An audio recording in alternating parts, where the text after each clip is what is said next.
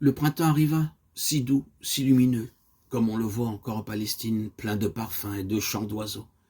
Il eut au bord des routes et au creux des rochers les touffes vertes et mauves des iris sauvages, l'illumination des anémones pourpres, soyeuses comme des lèvres d'enfant.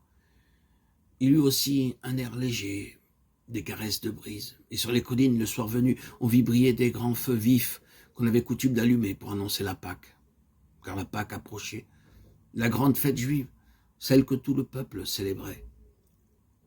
Chaque année, depuis tant de siècles, pour commémorer le départ de l'Égypte et l'aide miraculeuse qu'avait donnée le Tout-Puissant à ses fidèles pour leur permettre d'échapper au Pharaon. Depuis que Moïse l'avait instituée, la cérémonie se déroulait toujours pareil. On devait manger un agneau rôti à la broche et assaisonné d'herbes aromatiques en priant et en chantant des cantiques au Seigneur. Et pour célébrer la fête, chaque année, des centaines de milliers d'Israélites venaient de partout, non seulement de toute la Palestine, mais même par caravane et par bateau de l'étranger, montés vers Jérusalem en interminables bandes, chantant des psaumes tout au long du chemin. Vous pouvez donc imaginer la prodigieuse animation qui emplissait la ville sainte à ce moment-là. Les pèlerins étaient partout, non seulement dans les hôtelleries et les moindres auberges, non seulement logeant chez des amis et connaissances, mais installés sur les places, aux abords des murailles, sur les collines du voisinage, sous la tente ou dans des cahutes de branchage. C'était certainement très pittoresque et très bruyant. En tout cas, l'occasion devait être bonne pour quelqu'un qui avait un message à faire connaître, de parler en étant entendu par de très nombreux auditeurs.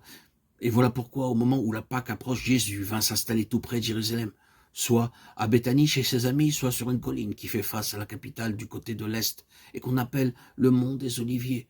De là, il lui est très commode de venir en ville, d'entrer dans les parvis du temple et d'y trouver d'immenses auditoires, prêts à écouter son enseignement. Ainsi va commencer cette semaine, la dernière semaine que Jésus vivant passa sur la terre, et qui, en raison des événements dont elle est pleine, de la façon dont elle s'acheva, nous appelons aujourd'hui la semaine sainte. Hosanna. Hosanna, gloire au Seigneur. Béni soit l'envoyé du Tout-Puissant, béni soit le roi d'Israël. Hosanna, le règne de David va venir, et son fils est parmi nous. Vous les entendez, ces acclamations?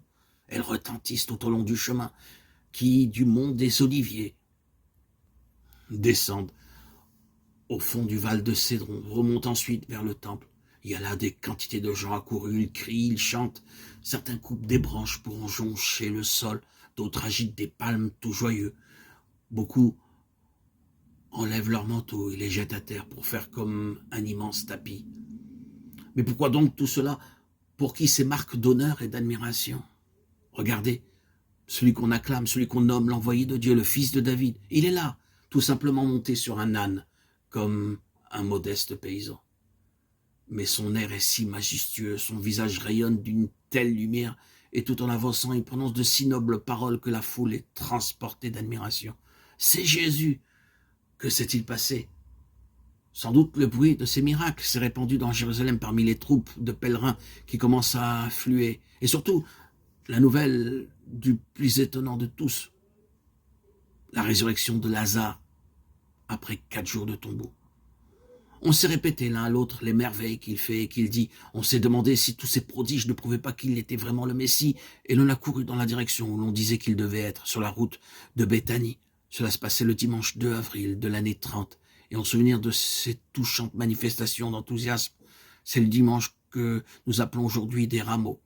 Bien entendu, il y avait des gens à qui ces acclamations ne faisaient point plaisir, les pharisiens et les autres adversaires de Jésus.